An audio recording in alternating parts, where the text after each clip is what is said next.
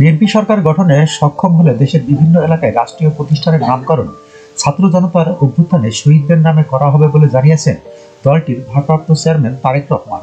সোমবার 18 নভেম্বর বিকালে জাতীয় প্রেস ক্লাবে এক অনুষ্ঠানে লন্ডন থেকে ভার্চুয়ালি যুক্ত হয়ে তিনি একথা জানান। তারেক রহমান বলেন, বিএনপি সরকার গঠনে সক্ষম হলে যারা শহীদ হয়েছেন, সারা দেশের স্বৈরাচারকে বিদায় করার জন্য যারা নিজেদের জীবন উৎসর্গ করেছেন, এরকম প্রতিটি মানুষের নামে বিভিন্ন এলাকায় রাষ্ট্রের যে প্রতিষ্ঠানগুলো তৈরি করা হবে তা এই শহীদদের নামে করার প্রস্তাব আমাদের। তিনি বলেন, আমরা সবাই যদি সহযোগিতার হাত বাড়িয়ে দিই তাহলে আমরা যে রকম বাংলাদেশ কল্পনা করি সেই বাংলাদেশের সূচনা করতে সক্ষম হব বলে আমি বিশ্বাস করি।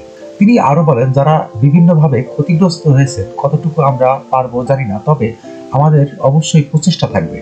যে কয়জন মানুষকে সহযোগিতার হাত বাড়িয়ে দিলে তারা কিছুটা হলেও সুস্থ হয়ে উঠতে পারে সেটা আমরা করব। বিএনপির ভারপ্রাপ্ত চেয়ারম্যান আরো বলেন, আন্দোলনের বাইরেও সামাজিকভাবে বহু মানুষ আছে যাদের বিভিন্নভাবে পঙ্গুত্ব বরণ করতে হয়েছে। বিএনপি ভবিষ্যতে সরকার গঠন করলে সরকারের পক্ষ থেকে আমাদের একটি লক্ষ্য থাকবে যে পঙ্গু মানুষগুলোর প্রতি সাহায্য সহযোগিতার হাত বাড়িয়ে দেওয়া। অনুষ্ঠানে জুলাই আগস্টের গণ অভ্যুত্থানে পঙ্গুত্ব বরণকারী 10 ব্যক্তিকে হুইল চেয়ার দেওয়া হয়। এ সময় বিএনপির জ্যেষ্ঠ যুগ্ম মহাসচিব রুহুল কবির রিজভী, কোষাধ্যক্ষ এম রশিদুজ্জামান মিল্লাত সহ বিএনপি নেতাকর্মীরা উপস্থিত ছিলেন। যখনকার খবর তখনই দেখতে চোখ রাখুন সুন 24 টিভিতে। চ্যানেলটি সাবস্ক্রাইব করুন।